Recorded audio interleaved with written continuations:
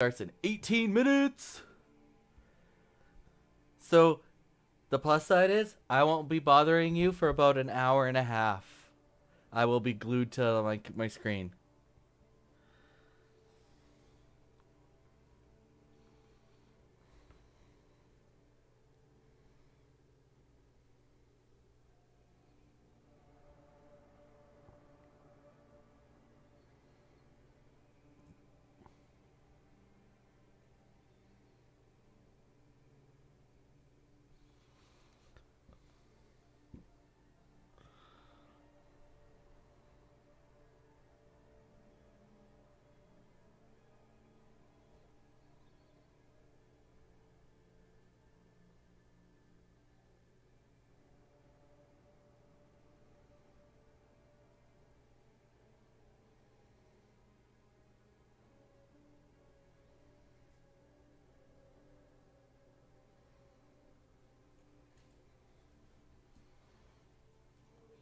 Ah, no, I'm okay. You asked for it. Have you tried your Kanako mochi? Oh, I didn't know that.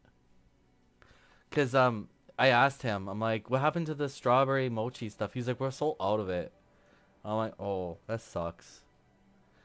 And he's like, we do have a Kanako one. And I was like, Kanako? I'm like, oh. And I like dove on it because I was like, I know you love Kinako. I'm gonna go grab another drink. I don't want to get up during this.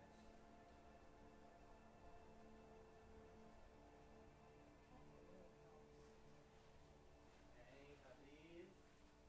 It actually helps with the pain for some reason. That's awesome, dude. Why?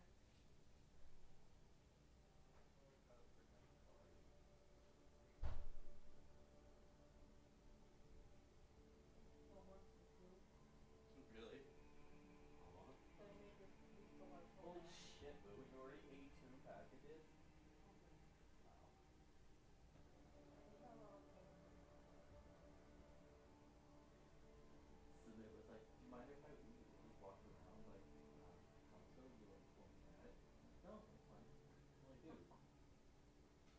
But going to like the self checkout with one till, or I mean with one cart was hard. So I gave him a couple things to start scanning, and then I only had like 5 items, so I scanned mine really fast, and I pushed the cart over to him. That's fine. That's good. Stop. Yeah. He's good. Yeah. All right. Live stream soon.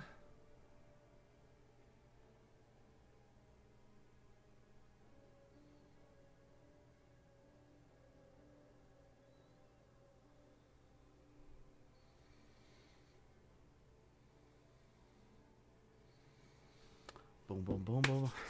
14 minutes.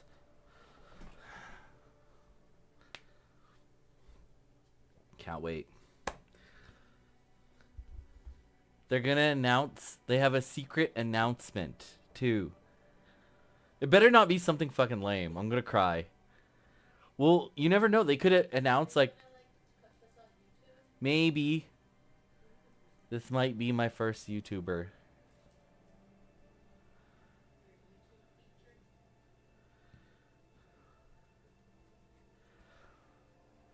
Like I'm gonna record it and then I can like edit things out or something. I don't know. We'll see. Huh? Yeah, I want to learn how to edit my own videos and shit. Oh? Oh. Yeah, but Adobe is better. But like so as is right now there's 5 classes that they've announced for the game, right? It but it doesn't make sense for them to announce like that a 6th class would be available on launch because like nobody's tested it, so you wouldn't know if it's like good at all or broken or whatever, unless they just do internal testing. But I mean, that's what it is. But who knows? Funny. I was looking all over the place for this when I was talking to Telus the other day. It's like the tracking numbers. Although they're in my email because I remembered that it's the same tracking number that they gave me. But and then I look and I thought one receipt was like something else, but yeah, the whole time it was like in front of my face. I was just like, "Oh my god."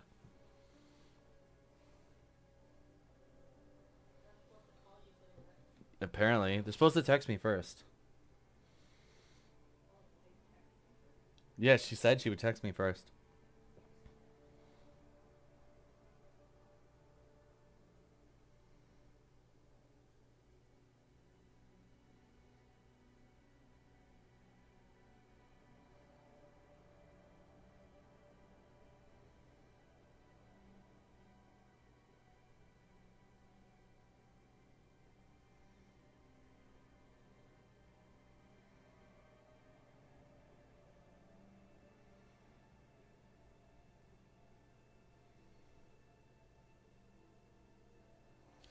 Bow, bow, bow, bow.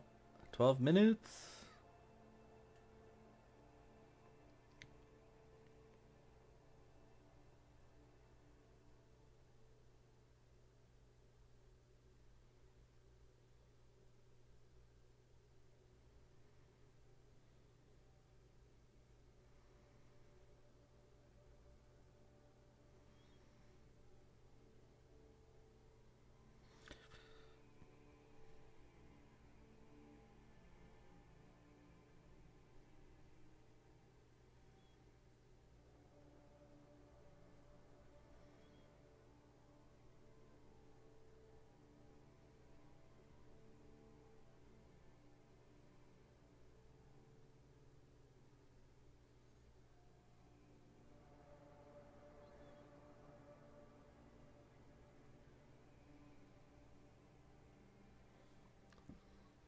$11 minutes.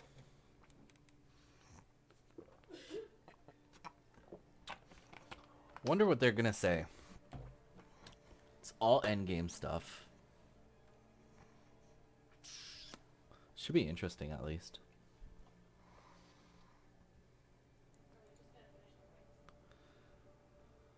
Yeah.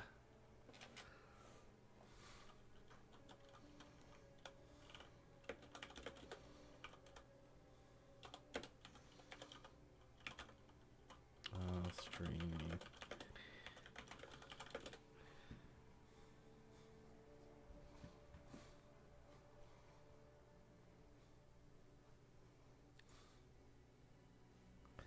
Oh no. Oh, there we go.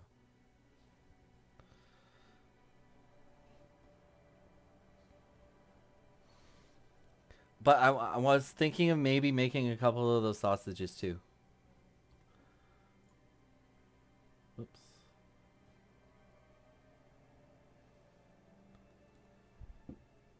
But I don't know.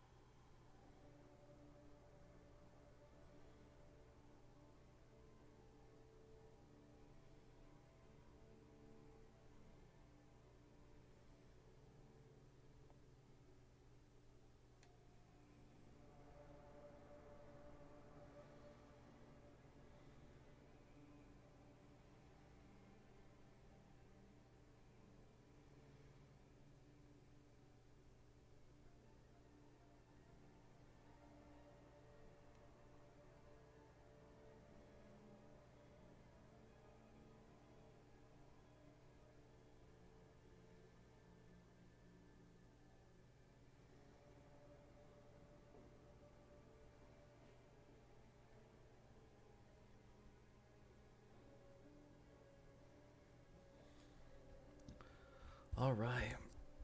8 minutes. Gonna grab a snack or something. Maybe I'll get some chocolate.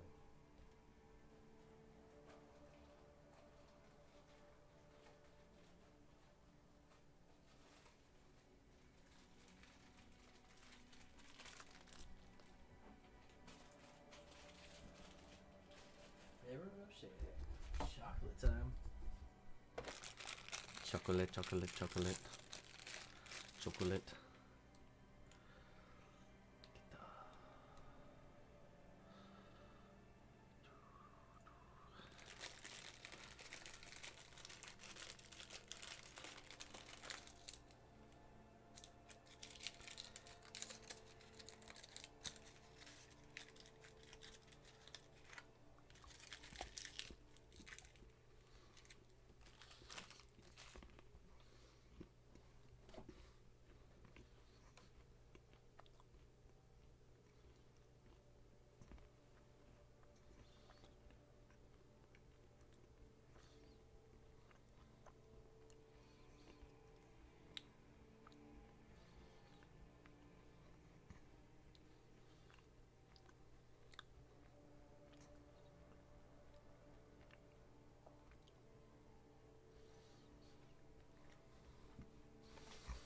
All right. So close.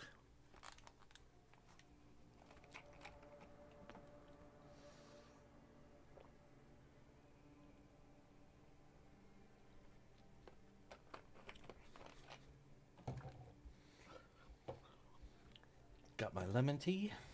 Got my Picari. Good to go. Stop looking at me weird. It's not. Ooh. They're starting. Ooh.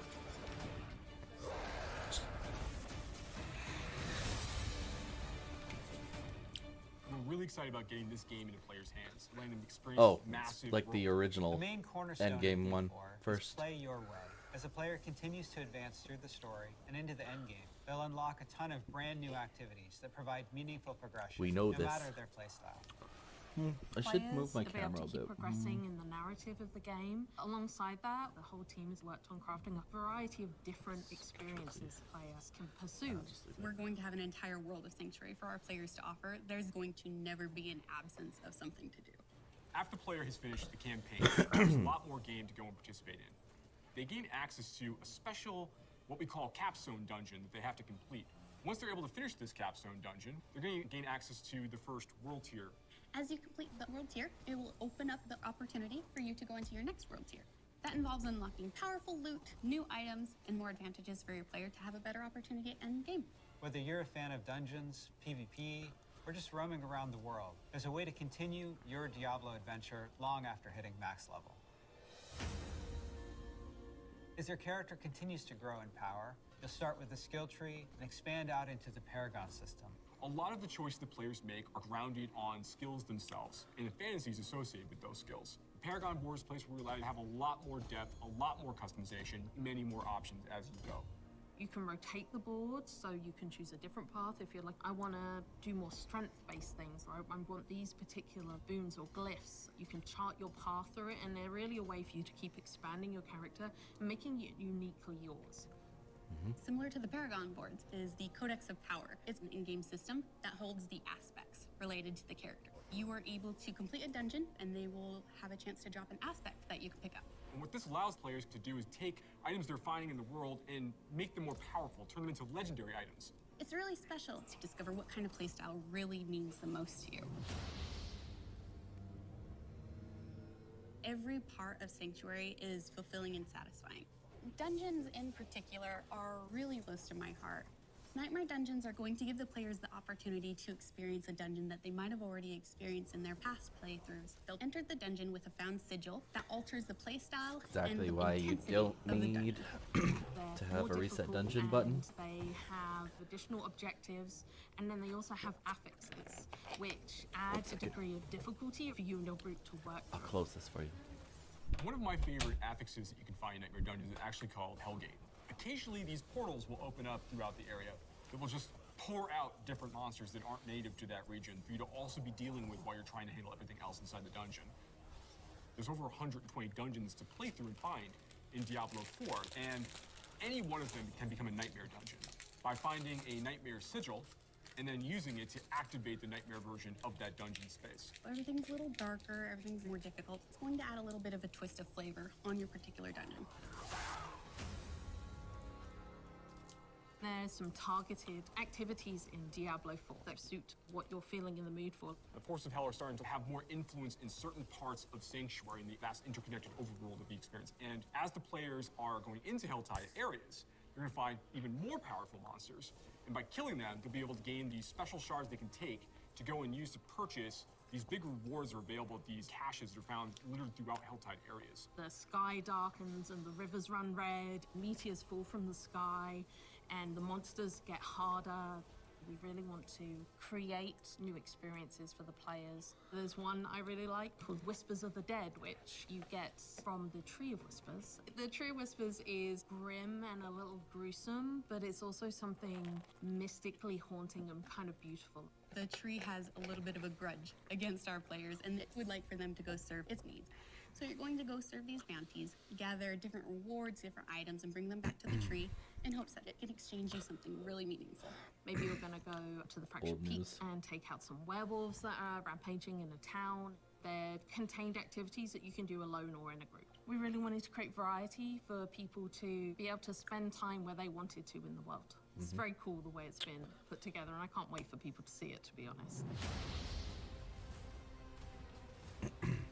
In Diablo 4, we have a focus on the world of Sanctuary. And there are I'm parts actually of looking that forward to world PvP. that we call the Fields of Hatred, where Lilith's presence in Sanctuary has begun to seems like seep it'd be through fun. and manifest these poisonous areas throughout the world. When players go to these regions, they get to engage in player versus player conflict. These offer opportunities for the player to collect shards. But there is a little bit of a catch. In order to get these shards back to town, you will need to purify them. Other players will definitely know that you're attempting to purify your shards, so you better be prepared to fight if you're going to be playing any PvP, and be prepared that you might lose some stuff in the meantime. Once they've got the purified shards, they can take these, go They back just to mean nearby the dust. towns to sell them, and then use that to buy a whole bunch of like interesting cosmetic items and rewards. It's a place for people who really love PvP and want to still get loot and still increase their character's power. If that's the way they want to play, they can. Launch is just the beginning. One of the things we're really focused on is creating a living, breathing set of updates for players to engage with after the game has gone live. It's really just going to be a way to keep coming back and experiencing more Diablo 4 in fresh ways. We're really eager to hear all of your experiences and just enjoy the entire story with you all.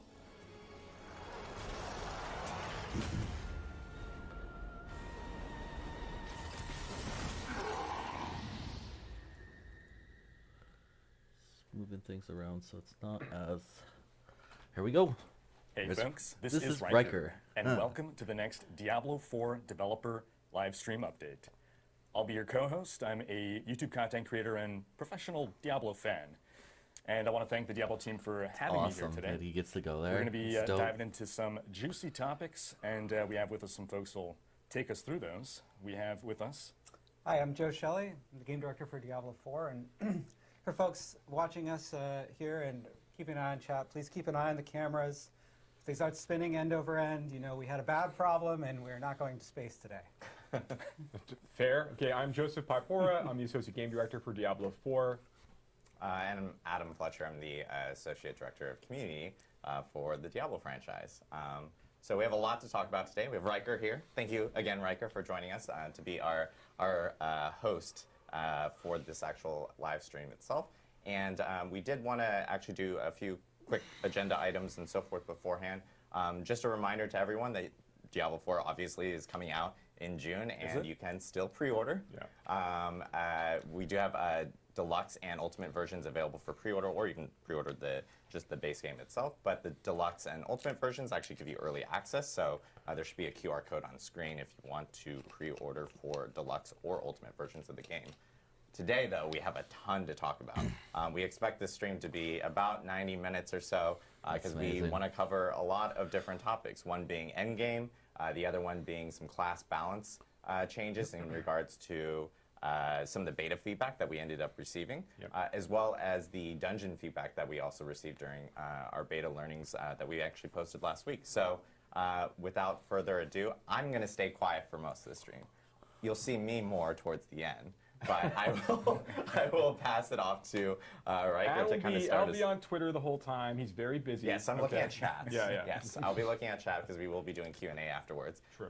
But I will pass it off to Riker because obviously, Riker, you've had quite a journey in getting down here, and of course, over the past week, you've been able to play the latest builds of Diablo 4, and would love to get your take and kind of hear like how was it?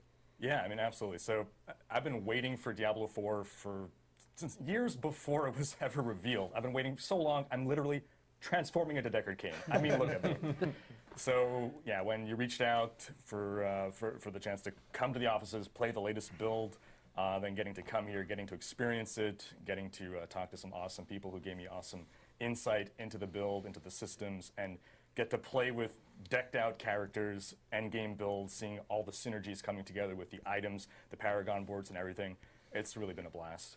Awesome. Good to hear. I know one of the first topics that we wanted to jump into was, I believe it was talking a little bit more about the world tiers and the capstone dungeons, I believe. Yeah, because that's basically the gateway into all the other topics, right? Because we have the world tier system is like the different difficulties, and the capstone dungeons is how you unlock those and then get access to all that end game stuff. So I think we have some footage to show while Joe, you want to talk us? Yeah, let's talk about this. So yeah, I guess the first thing we want to talk about here is when players are going through the base game experience, they're finishing the campaign, they reach level 50, they get to move into their first world tier content, which is the Nightmare tier. But before they gain access to that, they actually are going to have to go through what we call one of our end cap dungeons.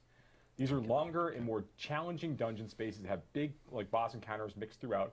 They kind of serve as like milestones where players are expected to pass in order to gain access to that next world tier. Now, Riker, when you were playing, you had a chance to actually check out your first NCAP dungeon, at least as part of this test. Like, what was your experience playing through this?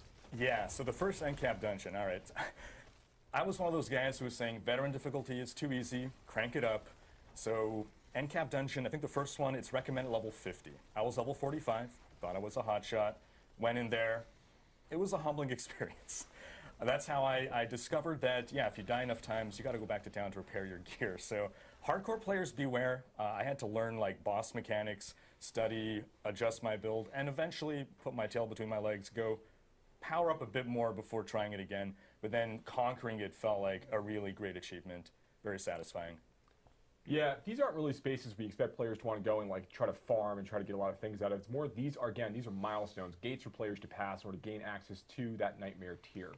Once the players actually get into this next world tier 3, they're getting access to a few new features. We're going to talk about a number of them today. So you'll start to see that areas of the world are going to be affected by the Helltide system. You're getting access to Nightmare dungeons. You're going to start to see unique items begin to drop in different parts of the game.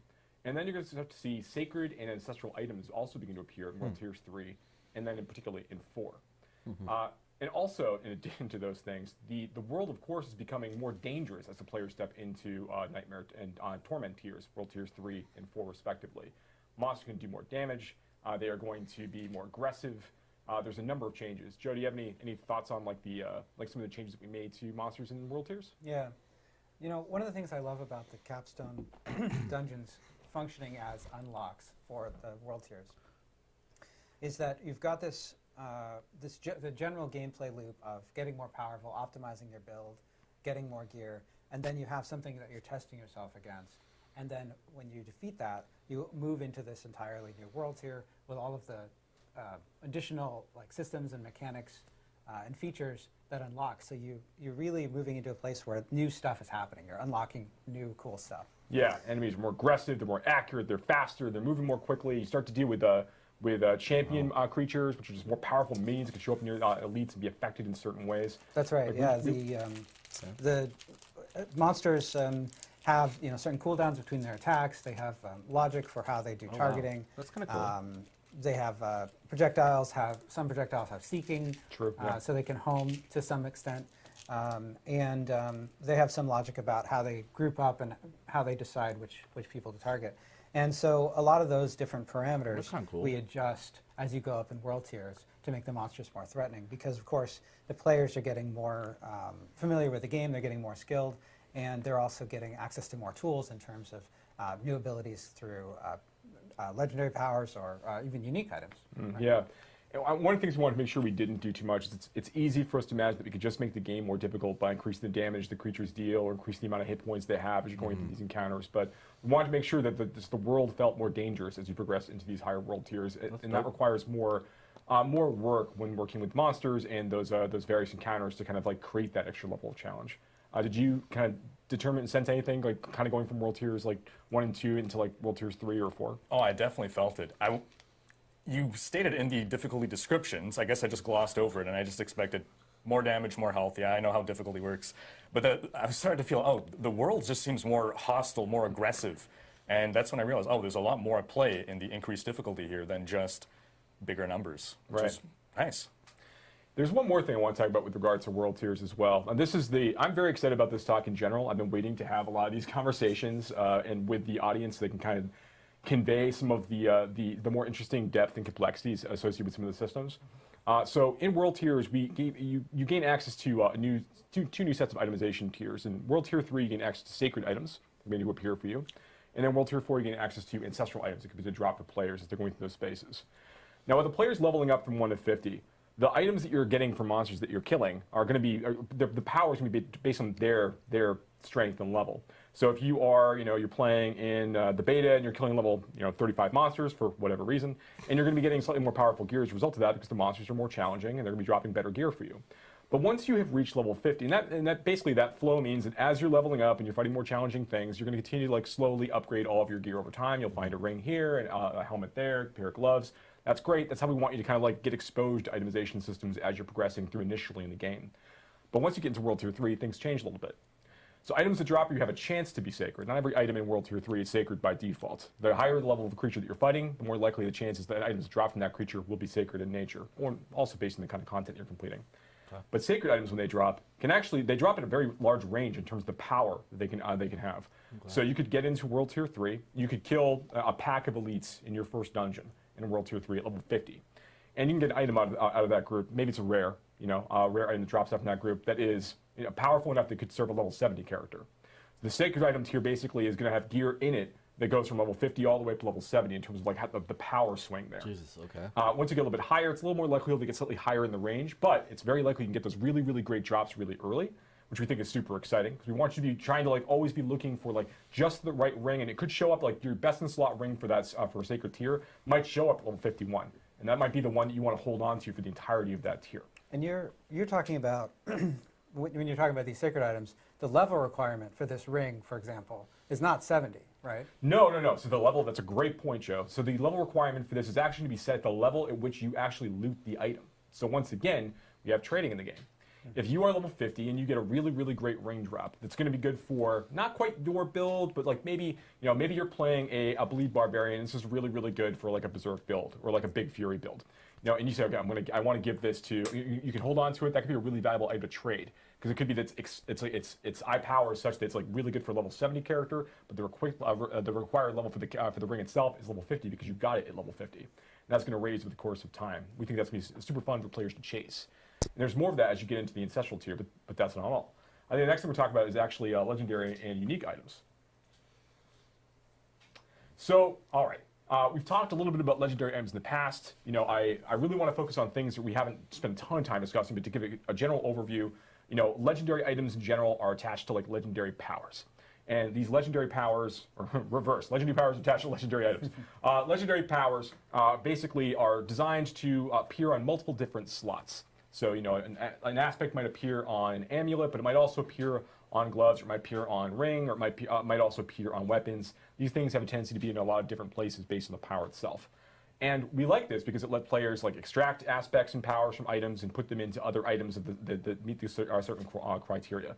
It's fun because we want players to go and be chasing certain fantasies. It helps them kind of like hone in on certain kinds of builds and gets them excited about the potential of like kind of taking all these different Legos and kind of putting them together. Can I say Legos on stream? Yes. Legendaries, yeah. Legendaries is what I'm talking about. So once you get all of these legendaries together and you put them together, that's going to be really, really fun. So that's like part how of the you said fantasy we think legendaries. of legendary items. Did you What's a actually get a legendary? chance when you're going through 150? There's only a certain number of these that are actually available. But when you get into World Tiers 3 and 4, more legendary powers are available. Did you get a chance to see any like new legendary powers as you were playing? Oh yeah, I mean, I definitely got to see a variety of legendary powers. I got a certain number of drops. Drop rates didn't feel out of control, but you know, you guys gave me some pre-made characters as well that were decked out with builds, and I saw lots of cool synergistic powers that came together to really make a build flow well. And I think my favorite power was probably on actually a unique item, and it was for the druid that made your werewolf form your true form. So I know a lot of people have been saying, hey, can I just be a werewolf all the time? Yep. Yes. Yes, you can. Yeah, that's the next step, right? So unique items. So unique items only begin to appear when players enter the Nightmare tier.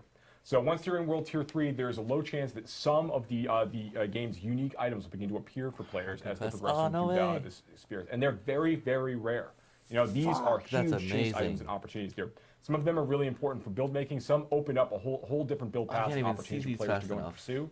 These are things that are designed to be really exciting, like what you suggest there when you had that experience trying to gather the werewolf. The ability to stay in werewolf form effectively forever with that druid unique. Really cool stuff.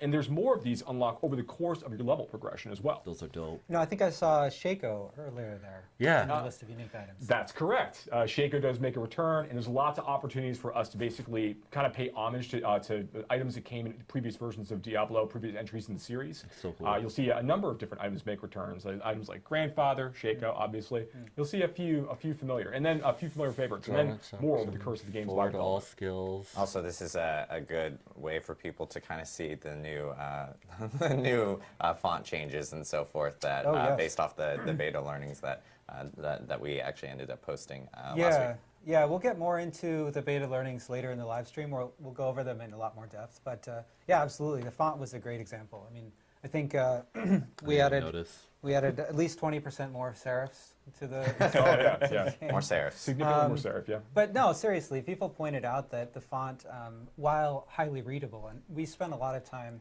thinking about how the game is going to display on all kinds of different screens, different aspect ratios, TVs, right? And so we want the font to be highly readable in all of those situations. That's fair. But it didn't feel as much like Diablo as it could have, and so we went back and looked for a font that was still highly readable but had more of a Diablo thing. And it's just a great example of players pointing something out and us being able to react to it. What's the next thing we want to talk about, Riker? What do you think? Well, so we have all these legendary items. One semi-deterministic way to farm for them, Helltide. It's an activity where, well, I guess you can dive into how exactly you can target farm specific item slots to hunt for specific unique items. And it's going to be one of the main endgame activities that we'll be partaking in, right? Yeah, absolutely. So as I mentioned before, once the player gains access to Nightmare Torment tier, they are going to Nightmare tier. They're going to start seeing some of these new activities. One of them, which is Helltide. Helltide is basically going to be the situation where as you're running in through the world of Sanctuary, the sky turns red, blood begins to fall from the sky, new monsters begin to appear, everything is more challenging, new events are going to start showing up, and importantly, as you're killing creatures when you're within one of these Helltide areas, you're going to be getting what we call cinders. It's this new currency players will be able to collect while they're specifically within these spaces. And this is great because you get to take these cinders, and as you're wandering through the overworld, you might be running on your other players. You might be helping them do events together. Everyone's getting their own cinders as they go. You'll be looking for these Helltide caches you can see here. And these are great. To your point about being able to target farm for certain kinds of items. So every one of the caches in the Helltide zone is actually tied to an item slot. And they all have different costs. So you'll look kind of like you'll be gathering cinders by playing within this space, trying to locate one of the caches that have the item type that you're looking for. Whether maybe you're looking for an amulet or looking for a ring. That's cool. Maybe you're looking for a Shaco. So you're looking actually to go find a helmet cache. You want to keep trying to go after the helmet cache and the rare, desperate hope that you're going to get exactly the unique item that you're looking for, right? That's cool. We want to give you some of that opportunity to give you that opportunity to target farmer a little bit. But there's actually a little bit of fun there too. So one of the things that's one of my personal favorite parts of the Helltide there's the idea that the players there's an extra set of stakes, right? When the player's running around with these cinders, they have the chance if they die, they're going to lose about half of their cinders every time they fall. And they don't drop on the ground; they're gone. So you have to be very careful about like when you're looking to overextend as part of the combat experience in order to like farm more cinders, get to the cache that you're looking for, whatever that is. You are putting yourself at more risk the more you try to like gather, and the greedier you get, the more likely it is that you're going to lose things. Damn. That's right, and there's a time limit on Helltide too, right? Oh, that's right. Helltide is only active, like the Force of Hell only like arrive for about an hour during when they are actually active. And different areas of Sanctuary are picked for Helltide Zone each time it rotates and moves around. So you need to make good use of your power. And if you leave a Helltide Zone, those cinders are gone. You have to spend them. So if you see that the clock is ticking down, you're getting 5 or 4 or 3 minutes away from the end of the Helltide, you got to find yourself a cache to kind of deposit those things. Yeah, absolutely. My experience, I first jumped into a Helltide event with, I think, 23 minutes left on the clock. So I start by, okay, I'm scouting out the different chests or caches to see, okay, which is the one that has the slot that I'm looking for, what are the different costs, and then I'm doing some quick math. Okay, I'm gathering cinders at about this rate per minute, I have this many minutes left. Okay, I think I could afford the most expensive, the weapon slot, and I got to backtrack to that place in order to get there. And then I died. And I'm like, okay. Recalculating. Yeah. Okay, how much time do I have left now? And okay, like okay, GPS, so quickly. Yeah. And then I died again. And like, better luck next time. Another hour before the next one comes around. I'll have a better plan this time. Now, granted, you can still get legendary items to drop for you. You can still get really good drops inside Helltide experiences while you're killing monsters. So it's not like if you lose those cinders, you've lost all opportunities for rewards. Yeah. But obviously, it does take a little wind out of your sails if you just happen to get jumped at the wrong time. Again, another great opportunity for there to be players nearby when they're trying to help out in those situations. Yeah, you know, one of the things I think is really cool about this is that these chests or caches, boxes with loot and awesome loot inside, right? You know, each time a Helltide appears, they're in different locations, right? So you have to go and find them, you know, as Riker was saying. But for the duration of that Helltide, they're in fixed places. So, you know, when you go into the Helltide area, it's useful to scout out and see where the caches are for the item slots that you're interested in. That's fair, yeah. And then you can, you know, mentally remember, okay, here I want to farm around here. I'm going to come back here. I'm going to get this item or whatever. And one thing I want to call out here, you know, you saw one of the caches on the screen earlier, you know, in some of our video that we captured for it. Now we did capture that with the UI off, so you can't see the icon above it, but there is an icon that says, in here, there are boots. That's correct. So you will know before you open that cache what's in it. And I mean, that's not all. I mean, there's other risks and dangers inherent in Helltide areas. You know, this is an opportunity for you to fight some different bosses. Again, like I mentioned before, there are different events and things that actually are going to be showing up. And of course, we can't really have such a wonderful experience as Helltide without our baby boy, the Butcher, showing up occasionally and causing serious mayhem and mischief in the overworld of Sanctuary. So lots of really fun things happen inside these Helltide areas over the course of the player's experience. And it's also an opportunity to farm a special crafting material, right? That's correct. There are craft materials like Fiend Rose and things that really are coming directly from Helltide encounters and those experiences. So you are looking to also get some of the materials you need for like really high tier like weapon and item upgrades from going through these places. So Helltide is what we're doing to farm crafting materials in order to target farm specific drops. Another big activity that we're going to be doing, Nightmare Dungeons. You want to talk a bit about that? Yeah. So yeah, Joe, do you have anything you want to talk about for Nightmare Dungeons first? You know, Nightmare Dungeons are, we're going to talk again. We're going to talk about beta feedback at the end of the show here, or near the end of the show. But Nightmare Dungeons are our key dungeon replayability system for the later part of the game, right? And you're going to get sigils, and Joe's going to talk a little bit about the sigils. But we're really excited for players to get to check out all of the cool ways that the dungeons can really be transformed by the Nightmare Dungeon system. Yeah, so first up, Nightmare Dungeons, very, very exciting system. Players haven't had a chance to play these in our betas yet, but as they get into the end game content, start going through World Tiers 3 and 4, you'll begin to see, you'll gain access to some of your first sigils, which are primarily initially earned by completing Whispers of the Dead, one of our other overworld content features that players will be able to engage with. Now, sigils are really interesting in that they are tied to a level when you find them, which is going to affect the level of the monsters inside that space. They have various afflictions, which we've talked a little bit about in streams in the past. These are going to modify the way that level rolls out. But Nightmare Sigils, when they are activated, after you collect one, is going to basically open up a portal near an existing side dungeon. And in the pre-release version of Diablo 4 and additional seasons, we basically select a subset of all of the side dungeons of the game that can become nightmare dungeons for that period. So players become more familiar with a set number of these because they know that they can be populated with these nightmare dungeon experiences. So you might already know, whether it's Annex Acclaim or whatever it is, what the layout of a given dungeon might look like normally. But Nightmare Sigil is going to change that by introducing these new afflictions and then also these greater afflictions. We showed earlier in the video, like this. Right now, actually, we're looking at this hell portal, nightmare portal that can open up and basically spawn in all these monsters from other like monster families that might not be native to that dungeon, which is pretty cool. And that we like the idea that players are going to have to kind of deal with these new different threats than what they're typically used to as part of that encounter. And there's a number of these other like greater afflictions, like we showed the Stormbane's Wrath, that disc thing that was floating around around you, and occasionally it just pulses out this really big, stunning, damaging effect. So you have to be mindful of where it is. You should make sure you avoid it as part of the combat experience. Definitely adds a new wrinkle to gameplay as you're going through. And we add more of these afflictions as the player continues to level up and they get to go deeper and deeper into the Nightmare Sigil system, unlocking higher level sigils and dealing with more and more dangerous threats over the course of time.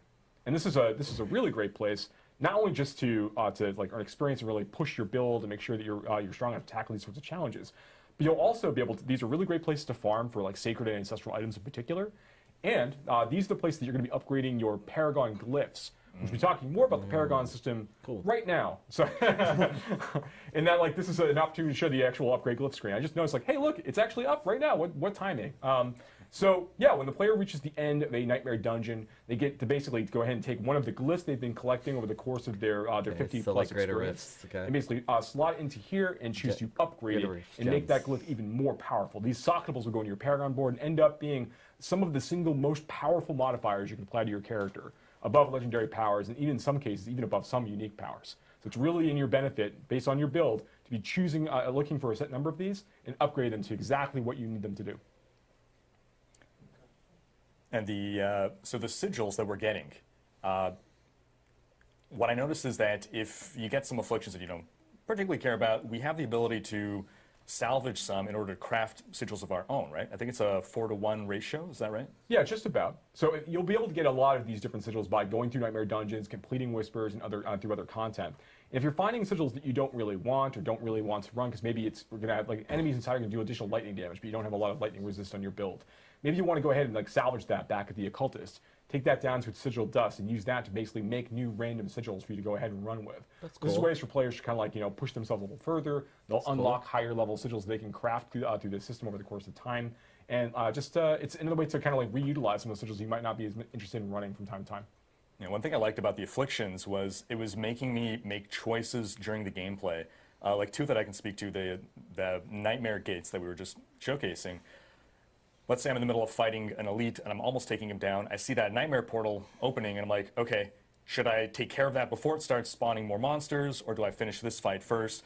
I'm forced to make a decision, and I got to live with the consequences if I think, maybe I should take him down, and then the fight becomes more challenging, and nope, I should have taken care of that gate first. Another one is, I forget the name, but it's some kind of blood cyst that starts to grow, and then if you just don't touch it, it eventually explodes in a huge area. Yeah. And it's either, okay, destroy it before it does that, or get the heck away as fast as possible. Again, making choices, and it's like, okay, I think I thought I had time to get away, then I got crowd controlled, and then boom, one shot. So I like how it changes the dungeon experience depending on which of these afflictions that you get. Yeah, absolutely. And there's death counts in some of these as well. As time goes on, you get into the deeper ones. Where you got to be careful. You can't choose to just throw yourselves at these things. And if you're making mistakes, you have to really evaluate carefully how you're progressing. Yeah. Sure. That's true. So yeah, you got a chance to play through some of those. So yeah, Nightmare Dungeon is very exciting, and they'll go up beyond level 100 as well. Actually, this is a content type that you can actually fight up to creatures up to level 150. Actually, as part of the experience, based on how far you're able to push yourself as time goes on. So I'm really excited about how far players can go with that. All right, now you're talking about glyphs and the Paragon system, so let's talk more about those Paragon boards. Oh, let's do it. Okay, Paragon boards. So we've talked a bit about Paragon in the past. We've shown pictures of the board just like this, and we've shown you things like, hey, look, here's normal node, and this is the way that you're going to earn 5 willpower. But that's not all this board is about. There's a lot of other complexity and things to deal with in here. So there are basically 4 types of nodes to kind of quickly reprise some of this information.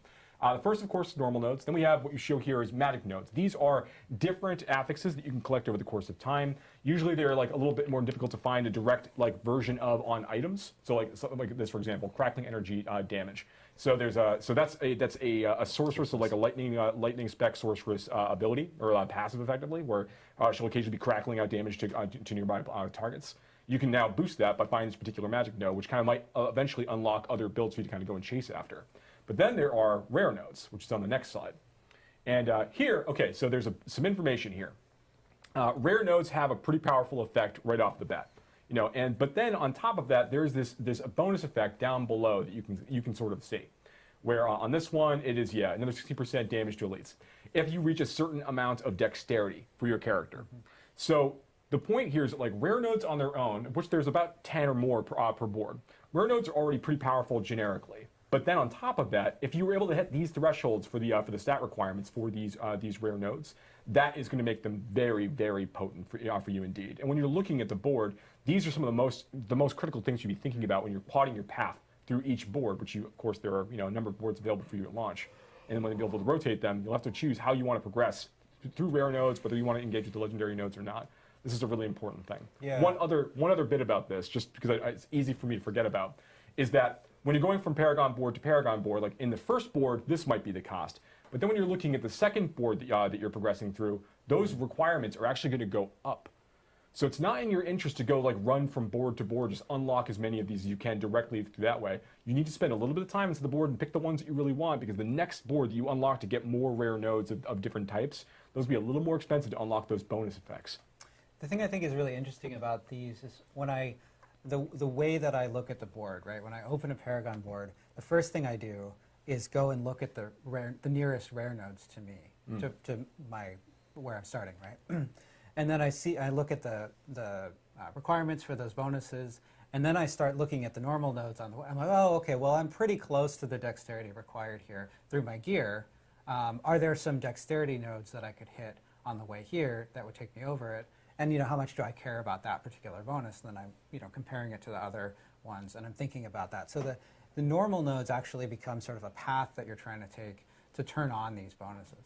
Absolutely, and that's not all. Makes sense. There's one more node type as well, and then we're going to get back to normal nodes in just a second. So then we have our legendary nodes. So every one of the boards for each of the classes has a legendary node somewhere on it. And these are really, really powerful powers like you'd expect. They are a legendary power, effectively unique to the Paragon board system for that class and for whatever that particular board is trying to convey as its overall build type.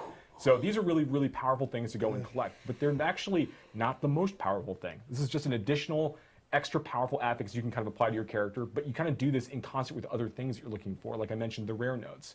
And I also talked before about glyphs, and we're going to talk about that next. So when you basically, as you're going through the board, there are going to be these sockets that you can unlock, and the sockets are going to be sitting adjacent to a number of other regular nodes. Now, the way that glyphs work is that you're going to put them into one of these sockets, and they are going to be affecting nearby nodes and also fueled by other nearby nodes. So if you hit certain thresholds inside some of the glyphs, you're also going to unlock powerful bonuses. They're going to always also affect nearby nodes at the same time. And as I mentioned before, glyphs can be leveled up pretty high. They continue to grow the radius of the affected nodes as you level up through certain tiers. So it means they can affect larger and larger areas. And the boards are not symmetrical in nature as you're progressing through. Because the player can rotate their board and choose which gate they actually want to enter from, you have to kind of choose from board to board where are the sockets on this board. Are they near the stats I really want for this glyph? Because this glyph is going to be fueled by dexterity nodes within range of the glyph effect, and it's going to do additional critical strike damage, whatever it's going to do for me as a result. That's a really, really important choice to make, and because all of the boards have different configurations, different socket locations, and different things near those sockets, you have a lot of interesting decisions to make about where you actually want to invest your time. How does it matter? How does it feel to do this relative to the rare nodes you might need on that board from a different board instead? Fun decisions for players to make as they're going through. We want ultimately to feel like the Paragon board system allows for two incinerate, focus, burn type sorceresses to feel like they've got very different paths to the Paragon board, different decisions to make, even if all of their skill choices are identical. Yeah, it's something that we've talked about a lot with Diablo 4. It's the idea that even if you have let's say Incinerate is a powerful sorcerer build for and you want to play Incinerate, you're not going to necessarily be the same, have exactly the same loadout as another Incinerate sorcerer. That's right. One thing I found really cool about the Paragon system that I didn't realize at first is that every Paragon board is almost like a Paragon class, like a specialization class, where it's all built around a certain theme, fantasy, play style, and it all revolves around that central or off-central legendary node, and then the rares kind of support that same theme, and it extends to the blues. So like on a Necromancer, like, oh, this board is like the pure summoner fantasy, and this one is the Blood Mage. And looking at it that way really like made it very cool for me to be able to explore. Okay, I can merge these two together. I'm going to go like bone and blood, and just further, explore and dive into that specialization. Yeah. There's 220 Paragon points that players will be able to have by the time they finish leveling up their character at level 100. We want those choices to feel like they've got meaning individually. Players can respect the number of those choices if they want for gold cost. We want to be able to play with this system and be able to kind of experiment with different ideas as they go. But importantly, we want them to feel like that the choices they made for the 220 matter a great deal to their overall performance. Yeah, super fun, I think. But. Yeah. What are we talking about next? Well, I guess at this point we can talk about some of the beta learnings. We had a beta. The community gave a lot of feedback, and you folks took in that feedback, digested it, and transformed it into actionable change in the game. You want to talk to some of the things that were changed? Yeah, I keep saying we're going to talk about that. Now is the time. So let's start out with looking at some of the class changes that we did. So there's a lot of text on this screen. You've had an opportunity, if you've been following along, to check out our blog that documents a lot of the changes that we were able to make as a result of feedback from players in the 2 beta weekends. And also from data that we get. We get a lot of data, how many times someone dies in, are Necromancers dying a lot in this dungeon, or is this boss killing barbarians a lot of times? And we can use that alongside player data to identify areas where there might be a class deficiency, or areas where maybe something is exceptionally strong compared to other things that are balanced to be the same power.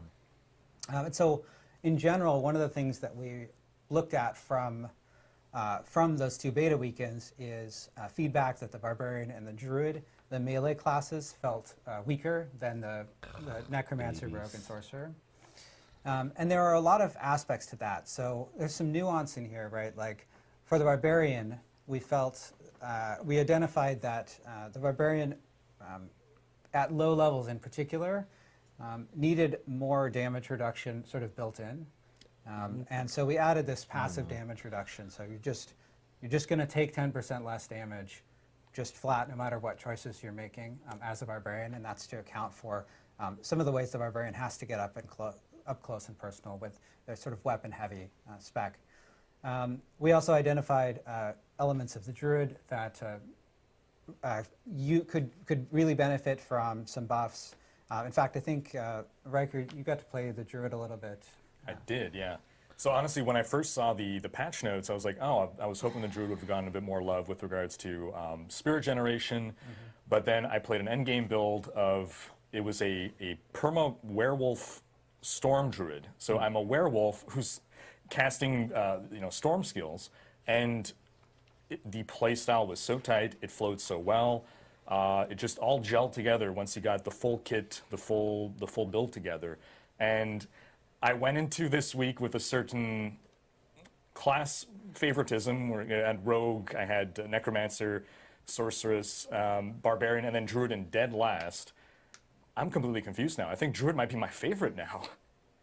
Yeah, Druid's it's mine. Another thing that we did, if we take a look at the classes again, another thing that we did in terms of the melee classes is we took a look at bosses and monsters, in particular their attacks that deal damage in an area where it feels like there wasn't a way for the melee class to deal damage effectively while also avoiding incoming damage, right? Because a lot of times you'll have the opportunity for a ranged class range class is sometimes choosing between getting a better position and doing more damage, or damage per second, and a melee class is sometimes choosing between taking damage, because even with the case of a projectile, projectiles originating in many cases from the monster and then traveling, so you have less time to react in some cases, and so we took a look at boss abilities and bosses that our data showed were much more deadly to melee classes, and we adjusted some of those abilities. Now, this also affects the Necromancer class, because you might notice that we had a note here that states that summon minions will die more often. Now, we want the corpses to have sort of an economy. We want to have the sense that corpses are useful, you're using them to bring in more skeletons, and the Necromancer pets, as a theme of this sort of bone class, they are a little bit more disposable, right? Like if a skeleton dies, you just pop out another one from a nearby corpse. So we want them to be, dying and getting resummoned. And we want to make sure that there are plenty of corpses, so you're not going into a boss and running out of, like, oh, I don't have any pets and I'm a pet builder. We certainly want to make sure that you have pets available, but we want them to be kind of coming back from time to time. So we increase the damage that they take a bit, but we also, I was talking about areas where bosses are doing too much damage to melee. We also took a look at cases where there were abilities that felt unfair for pets, where there was just like a huge damage in a huge area, and maybe it's no problem for a player to get out of it, but trying to micromanage your pets to get out of this. Micromanage an army of skeletons to move around, yes. That's not a fun gameplay that we're trying to capture specifically with the Necromancer class. So we modified the damage that those kinds of powers do to pets, both Necromancer and Druid pets, in fact. Yeah, we do want to make sure that managing your minions to some degree is part of the mastery of playing a Necromancer, and that, like, when skeletons go down, you need to accommodate that and make sure that you have corpses that you've been generating or keeping on hold for some of these situations. We feel that is definitely part of the fantasy of the Necromancer class is needing to resummon, to your point, these kind of disposable soldiers that are supposed to be helping you. So we want to make sure that continues to hold true, but not to a point where like an army necro can't go fight bosses. That's obviously not what we're trying to build with any of these changes, of course. We just want to make sure that the Necromancer does get a chance to engage with those parts of the mechanics. Now another... I did get to play the Summoner Necro, and I was summoning my minions regularly, so it was something that was a continuous part of the gameplay, but I never found myself in a position where, I'm out of minions, I'm out of corpses, so the corpse generation rate it felt good. I'll admit that passive minions is not my favorite playstyle. I would love the ability to direct them, but for what you intended to accomplish, I felt you did. Yeah, so, one of the other areas of feedback, we have a note here that says, that might be a little bit confusing. It says we reviewed the class skills to confirm that there were good options to get out of control impairing effects. In many cases, what we mean is unstoppable, which is the effect in Diablo 4 that clears all control impairing effects, crowd control effects, and makes you immune to them for the duration of that effect.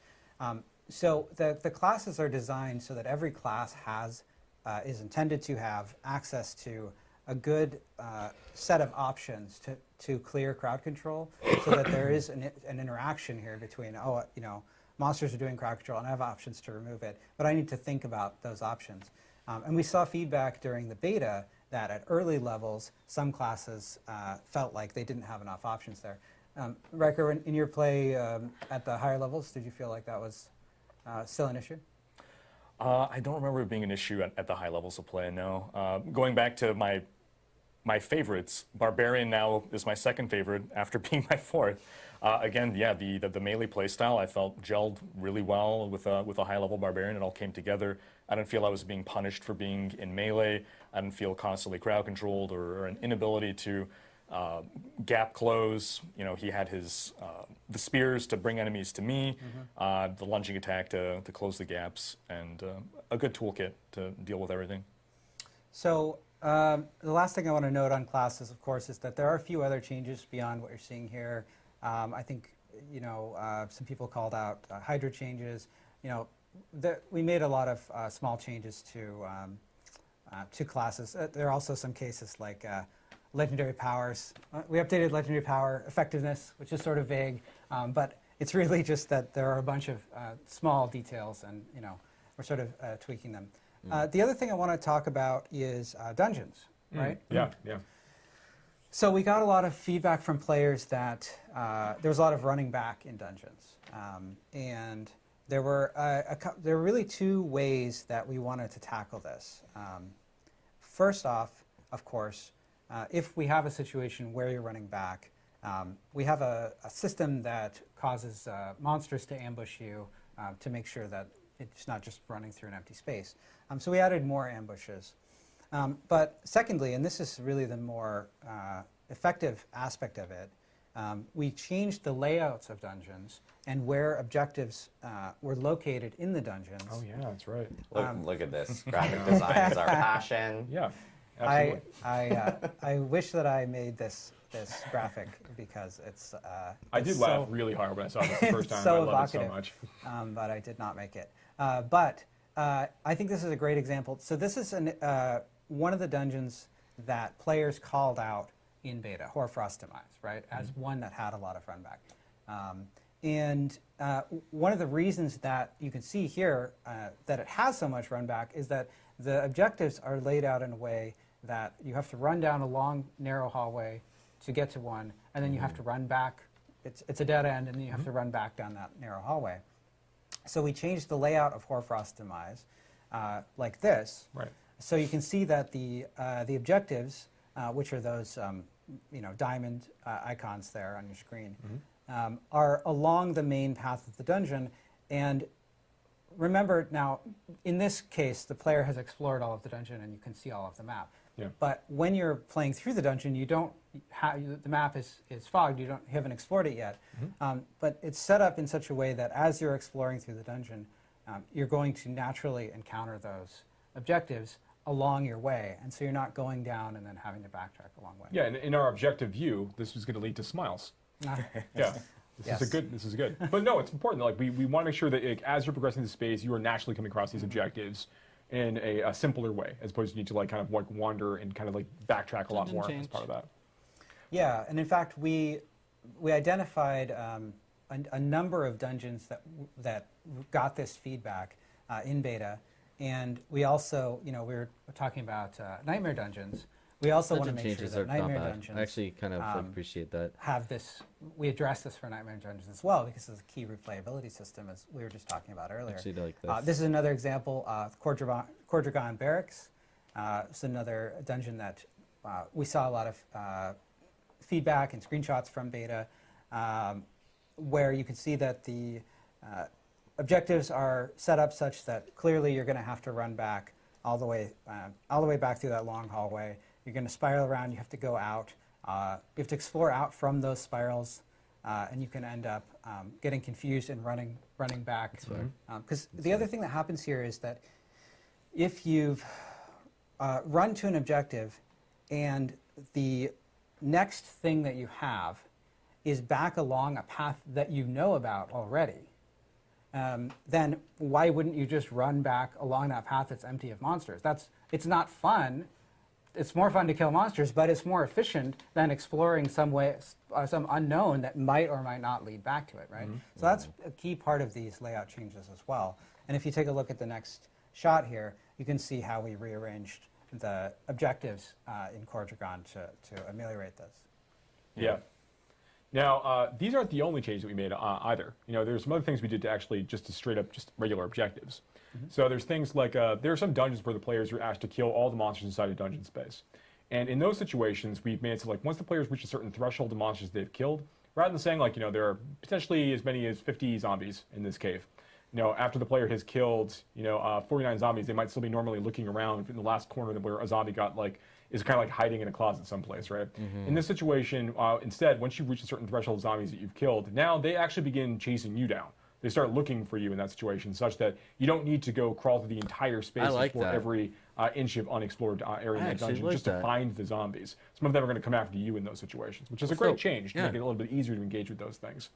And then there's another one, we have features or dungeon objectives where the player is asked to go and collect anima, which are just these objects, these motes of energy that drop on the ground when you kill certain kinds of monsters. Sometimes you need to go and gather a whole bunch of these things and then bring them back to another area to deposit them. Sometimes it opens a door, might summon a boss, all kinds of things that we do with this. But in these situations now, when players are collecting this this animal when they're running around the dungeon trying to find all these creatures and do these things, you're going to also gain various buffs by picking these up. You're going to gain some resource back for your class. You're going to get some other things. It's actually really great. When you actually deposit these things, you're going to get a health potion. So there's lots of things we're trying to do to make sure that those experiences help speed you up and feel great to engage with, while you're also going through a lot of the layout changes that Joe just talked about. Yeah, I'm glad you pointed out kill all monsters, because players rightly identified a couple of key problems. Like, first off, with kill all monsters, of course, if you're having to go and hunt down one of those monsters, that's effectively backtracking, right? You're running through an empty space. And the other aspect of it is that the sort of the intensity curve of the excitement in the dungeon is going down. Like, you're backtracking through a bunch of empty space, and then when you get there, it's not going to be an exciting moment. There's going to be four monsters hiding in the corner, and you're going to kill them, and it's going to feel sort of like, well, I guess that was a requirement that I had to turn It's one off. spider. Right? It's almost similar to like Den of Evil, Diablo 2 feel and so forth, but now them being able to seek you out means less backtracking, less hunting in corners for that one fallen or wherever. The other thing I like about it is that it increases the intensity at the end of the dungeon, right? Because you have the monsters. You're still clearing the last monsters, and now you have monsters running at you. What was your experience with these changes? Yeah, so this was probably my #1 complaint about the beta was the backtracking. I'd often, in a dungeon at some point, reach a point where I'm like, okay, I have to run back or I have to go look for a monster. And with these changes, I don't think I ever had one of those moments, or at least, I'm not going to say there was zero backtracking, but there wasn't enough that it would have come up as an issue that I would have complained about. I know some people, say, oh, suck it up, backtracking has always been part of Diablo, it's part of the game. But the changes made hasn't made the experience linear. It's not like, oh, now we just have one quarter to go down. As you were saying, now if you do go on a side path, there could be things to run into, but just overall, everything from an experience standpoint just flows a lot better. Better changes. I know with beta learnings and everything that we took in from the community and we posted on the blog, we actually had a big question in regards to dungeons and resetting dungeons and how that actually works. And I do want to take some time for you guys to be able to clarify a little bit, because there's tons of questions, and then we tried to clarify, and I think we made it worse. So we're gonna Let's clarify the clarification. Exactly. Yes. So the reset dungeon button, right? It was only a beta thing. So we added this button for beta earlier in development when there wasn't an easy way for dungeons to reset naturally. In fact, the way we added it led to some undesirable secondary effects because it was instant. It didn't care if you were inside the dungeon. It doesn't care if the dungeon is partially completed. If you're a hardcore character and you're in danger, you can just press it and presto, you're all good. Wow. And since we initially added this button, the amount of time for dungeons to reset organically, we've been working with our online team, and we've been making changes to, over the course of development, like how Town Portal works, how dungeon reset work. And so the way that it works today, if you are outside the dungeon, and if everyone from your party is outside the dungeon, so if you're alone, just you, and there are no town portals open in the dungeon, then the dungeon will naturally reset over a period of about 60 seconds, about 30 seconds of matchmaking and 30 seconds of cleanup. Or if it's partially completed, like maybe you got halfway through and you're like, you know what, I have to do something else, I'm going to go, kill a world boss, or, I want to do something else now. Then it'll take a little bit longer to reset. It takes about 150 seconds, but it'll still reset naturally pretty quickly. And the other case here is that you've got maybe you're doing the dungeon and there's some particular objective in the dungeon or side quest in the dungeon, and someone, one of your friends joins and they want to do that side quest too, right? But maybe you've already completed it in this dungeon. So you can also hop out of the dungeon, which you can use through the Leave Dungeon button right in the UI as well. It does have a short cast time, so not as quick, yeah. But it's quite it's right through the UI. You can do it from anywhere. Invite the other person to the party, your friend at the party, make them leader, hop in, you'll get a fresh dungeon as well. Yeah, so hopefully that clarifies. You no. can still reset. Resetting dungeons is still a thing in D4. It's just we removed the button essentially, so you just have to wait a little bit longer for the dungeons themselves to reset. And I did want to go over two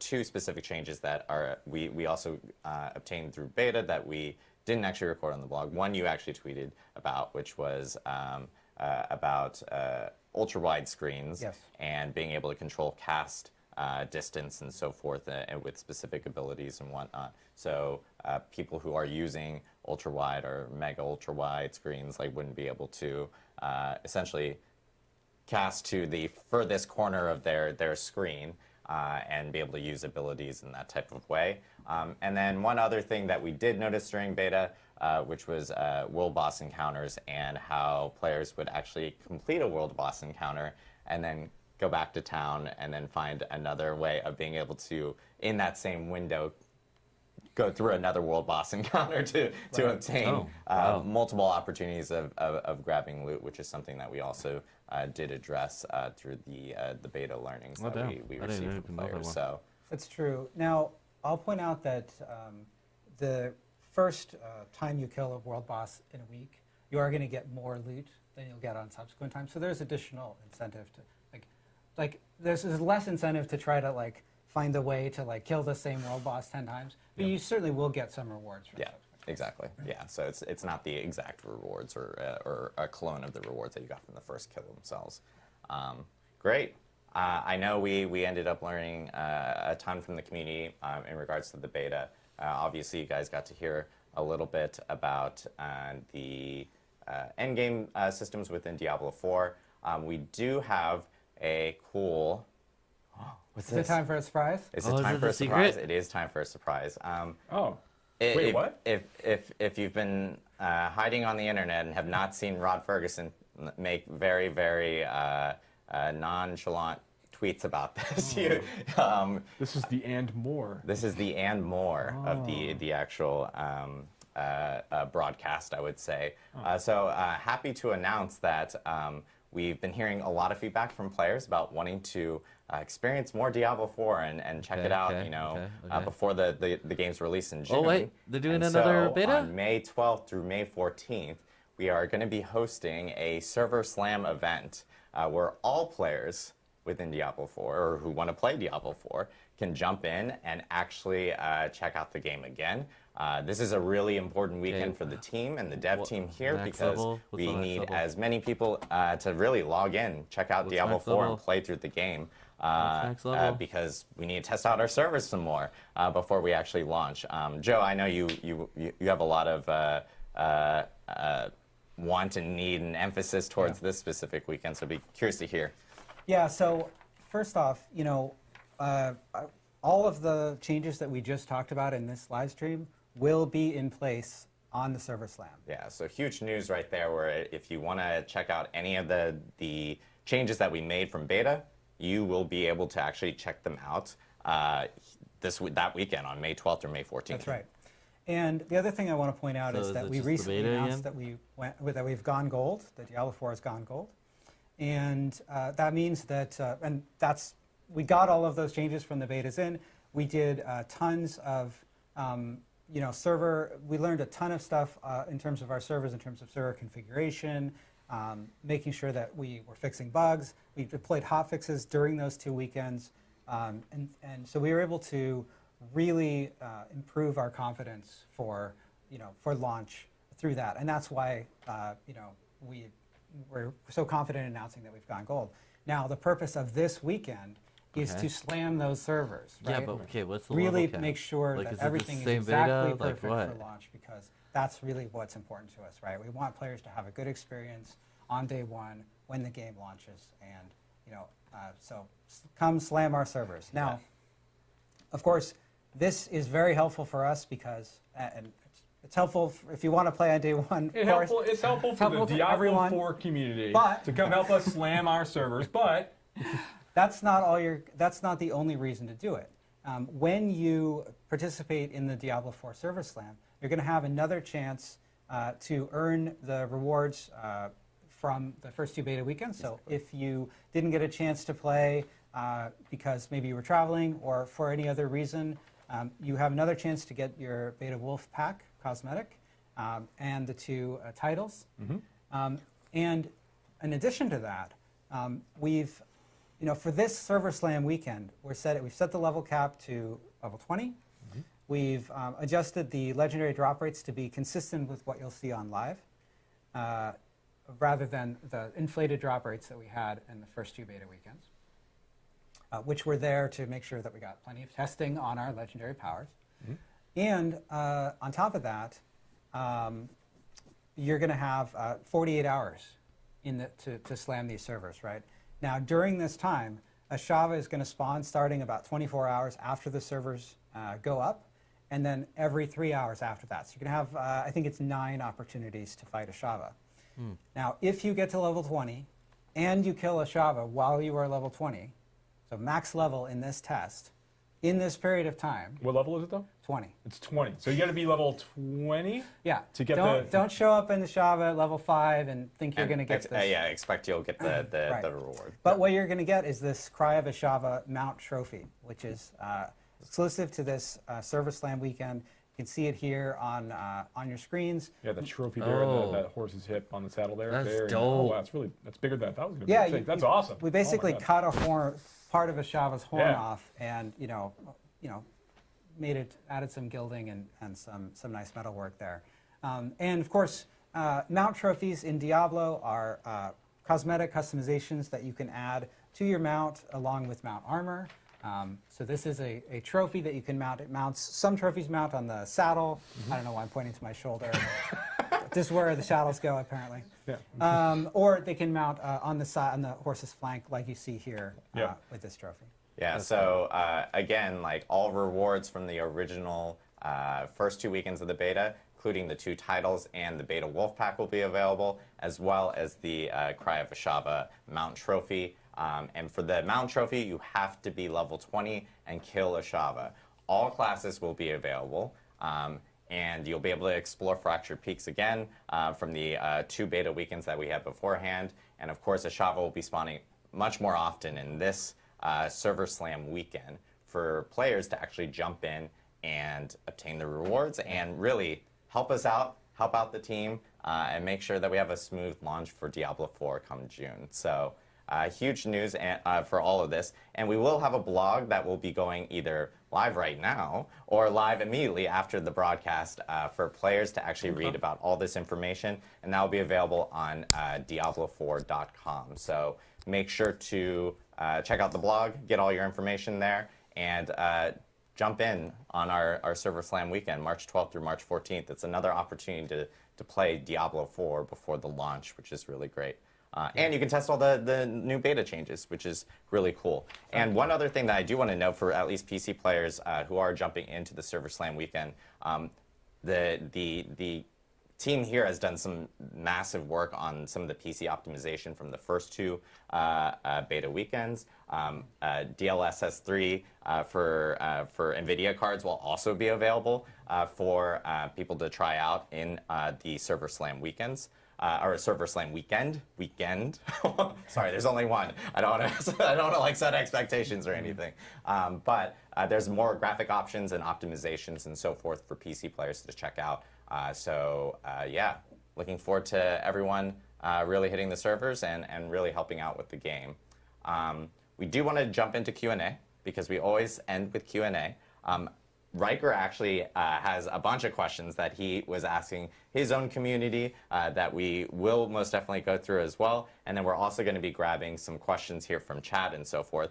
One question that we have been seeing that has come up within the community beforehand, and we'll start off with this one, which is how long will it take us to get through the battle pass? It's a question that a lot of people in the community have been talking about over the last week and a half. And I know that we wanted to talk about it a little bit more here. Yeah, I think that there's so I've talked a little bit about this in the past, but I think one thing I really want to emphasize is that when we think about the battle pass for the for Diablo 4 after the game ships, we're looking at our seasonal players. We want to make sure that the players who are going through the battle pass, they're going to have a lot of content to consume outside the battle pass. they're in all likelihood to finish everything in the Battle Pass before they finish all of the content within a season to season. You know, so there's a ton of things to look forward to. We want to make sure that the Battle Pass as a result is balanced in such a way that players of all types and all play styles are going to be able to get a chance to actually complete this this Battle Pass over the course of time. Our goal is, like, if you want to start to engage with this, want to make sure that you are compelled to go through all of it as you're playing and just having a good time getting all of these rewards. Yeah. All right, cool.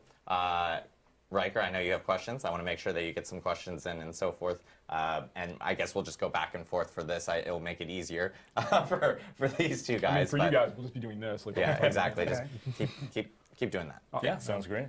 Well, so first off, something that you were, I think, touching upon earlier, and correct me if I misunderstood, but I think on the topic of Nightmare Dungeons, it sounds like every season there's going to be a rotation of 30 dungeons that can be turned into the Nightmare Dungeons. Is that right?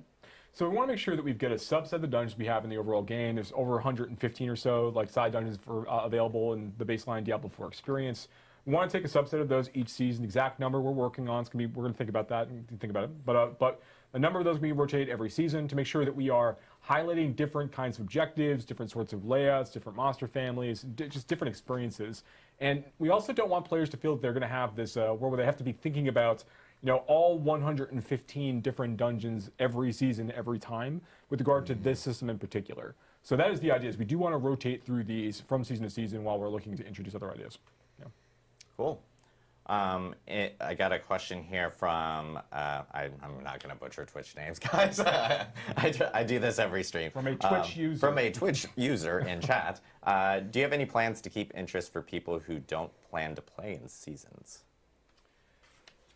So we are going to be making, on a regular basis, part of our live updates. We're not quite ready to talk about like all of our seasonal plans and all of our post-launch plans yet, but I will say this, that we're going to be having a lot of like really rich and interesting content updates for our seasonal players, but we're still be making balance changes and adding new legendary items and like unique items and things of that nature for players who are playing in the Eternal Realm, the place where you will be able to never have to worry about like a character reset or do any of those things. There will always be new infusions of some game content at that level to players going in that space. Cool. But for the richest experience in the post-launch environment, I would highly recommend checking out Seasons because we're doing some really, really cool stuff. All right.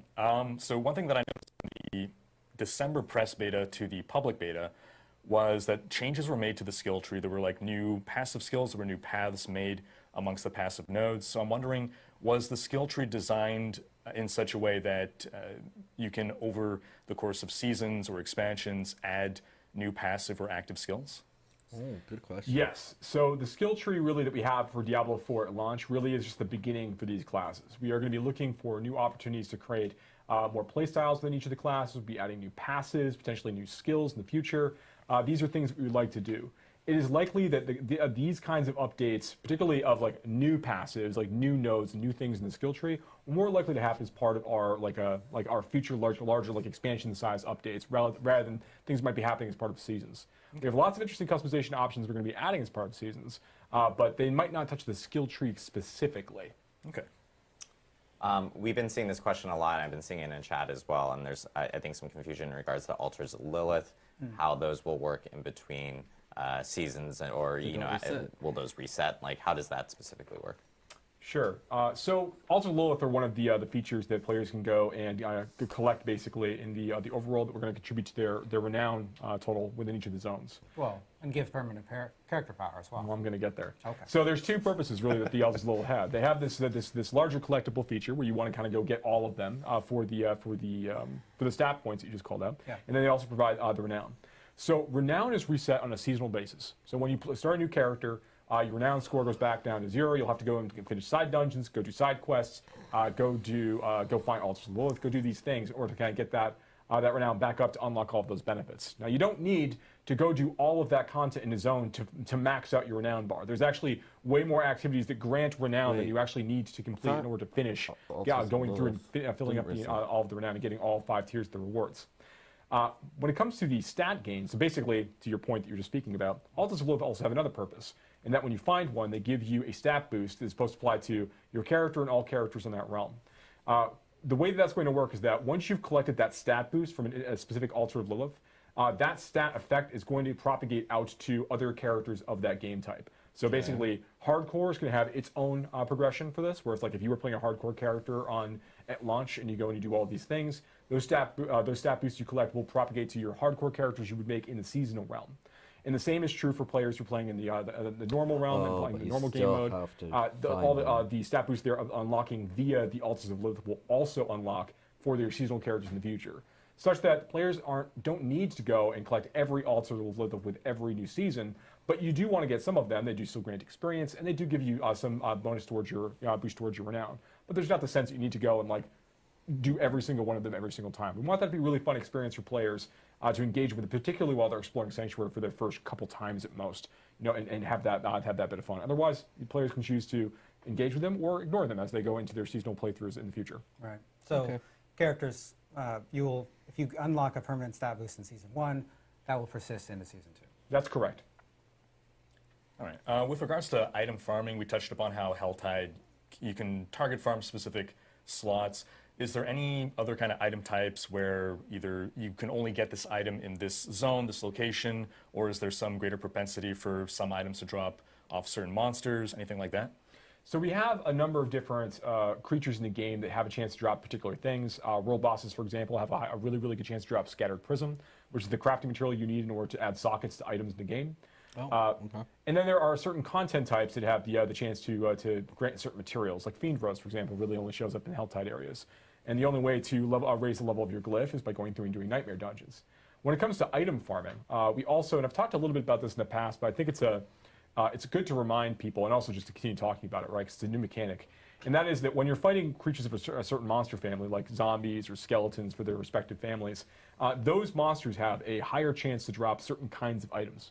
It's actually a bonus chance to drop certain item types kind of happening in the background. So it's not like if an item, like for example, skeletons have a chance to drop crossbows, irrespective of your class. So you're playing a barbarian, which can't use crossbows as one of its weapon types, and you could be killing all these skeletons, and you might just get a crossbow drop as a result of that.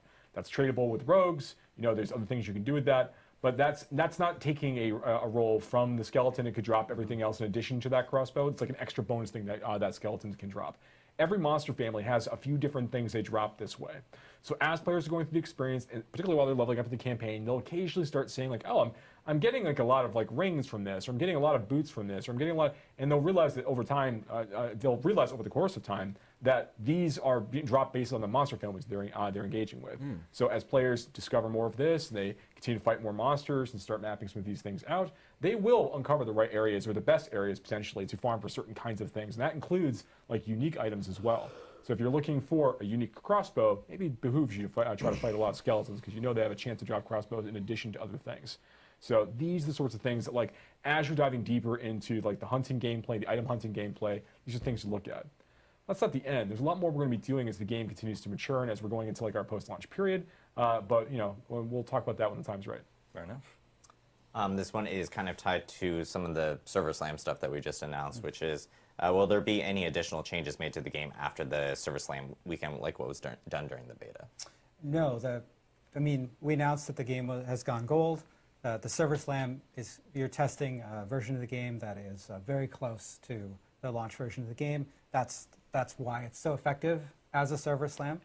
Now, of course, as a live service game, we're going to be continuing to take feedback exactly like you saw during the beta, after the game is launched, and making changes and making improvements based on data and player feedback. Awesome. All right, overlay map versus mini-map. Mini-map is a little map in the top right corner. Overlay is what we had in the past in D2, where you have this semi-transparency of the large-scale map over your actual gameplay. D4 does not have an overlay map. A lot of people are asking for it. What's the reason for no overlay? Yeah, so when you're playing through an action RPG and you're playing through that core loop, you're basically switching between two modes of behavior, right? You're killing monsters or you're navigating. And you're switching back and forth between those really quickly. And so it can be helpful to have that be as fast as possible so that you can I just killed those monsters. Okay, where am I going to go? Is there an objective to the left or right? Right. And so the overlay map is very effective at doing that. In fact, it's so effective that it's up there's no reason to ever close it. And so there are a lot of solutions that we've seen different games do in terms of like trying to mitigate sort of its effects on combat in terms of fading areas around the player or other things like that. What we're trying to do is we're trying to keep the combat and navigation spaces as clean as possible by separating them a little bit more. And so that's why you see the mini-map, you see the pin system on the map, you see in certain cases edge of screen indicators on the mini-map. We want to add more of those kinds of things, but ultimately, our goal is to make sure that players, when they're going back and forth between combat mode and navigation mode, that they have the tools that they need to do it efficiently, and they don't feel like it's a huge hassle. So we're going to be continuing to look at this feedback. For launch, you won't have an overlay map. We're trying to make that experience as smooth as possible. But we're going to continue to listen to player feedback on this point. All right. We have a question saying, are all dungeons going to be single floor iterations with halls like traversing, or are we going to get like maybe multi-level dungeons or anything that brings like elevation or depth and so forth into those? It's interesting that one of the things that we did in Diablo 4 that's really cool is that you don't have to load between dungeon floors. An interesting effect of that is that you might not always notice when you're going down a floor into a lower floor. There is there are staircases and there are sort of moments where that shows up, and there's UI that appears that shows up.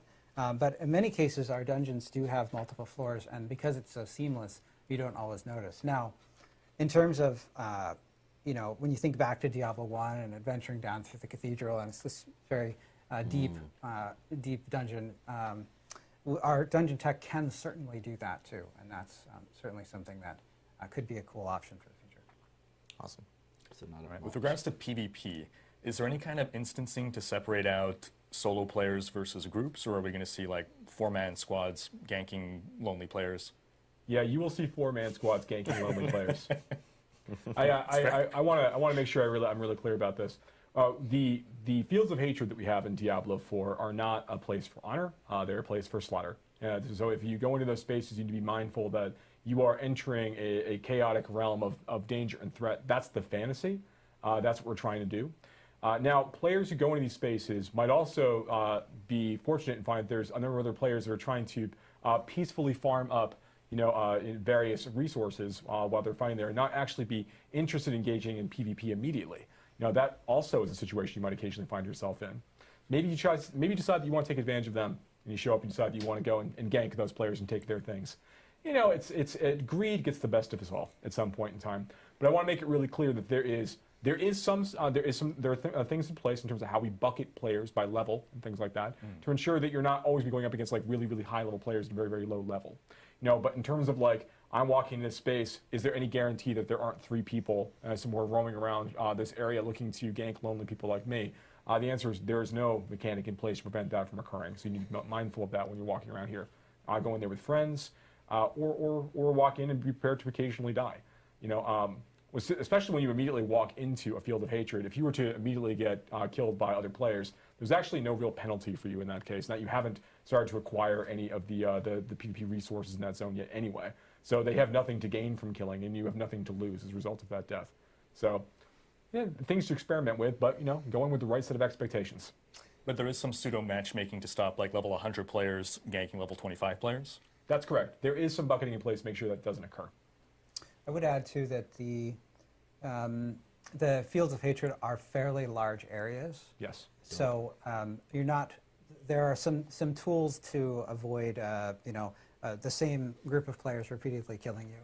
There are also two fields of hatred, so you can move between fields of hatred.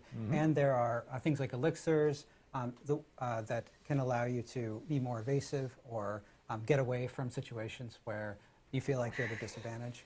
There are also, when you think about the fields of hatred mechanic, you're collecting these shards of hatred, and you're refining them so that you can turn them in for rewards. The locations that you can do that, there are several locations, typically active at a time. So you can sort of do some strategizing about where there might be enemy players and where it might be safe. That's right. When an altar is being used to purify those shards of hatred into red dust, you'll actually see a notification on your map letting you know where that's actually occurring. So if you see that there's a lot of activity in the northwestern part of the zone, maybe that's a great time to sneak over to the southeastern side and try to quietly and quickly cleanse some red dust of your own. Because once it's cleansed, you can't lose it. You don't drop it. Right. Yeah. Awesome.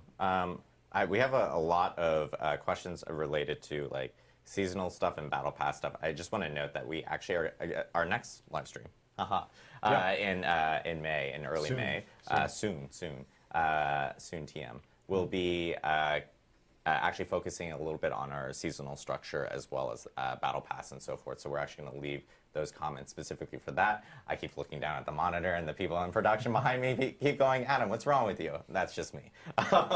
In regards to other quick questions that we do have, I'm going to just lightning off a few questions that have been coming up. These are kind of related, I would say, but one is a co-op on PC. Have we looked at doing something like that? And then separately, mouse and keyboard on console. Is that something that we've also looked into? No couch co-op on PC, no mouse and keyboard on console. There you go. Mainly because, as you guys know, PC, like the account structure on Battle.net and having 2 accounts at the same time on one PC is a little difficult. And then on console, right now it's just controller play. And as we get past launch and so forth, we'll look at more into feedback and everything from that end.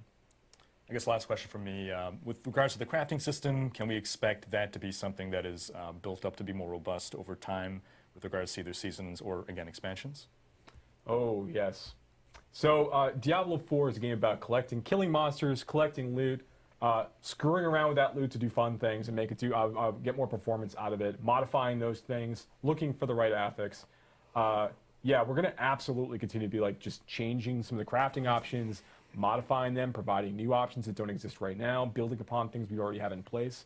You can expect to see a lot of things. Like Diablo 4 is a live service because it's a rich bed of opportunities to continue to like refine, change, update, and modify the systems we have in place right now.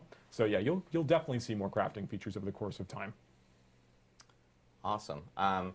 Last few small questions. People have been asked about ray tracing because we mentioned the NVIDIA DLSS 3 will be coming in. The Service Land ray tracing is coming after launch.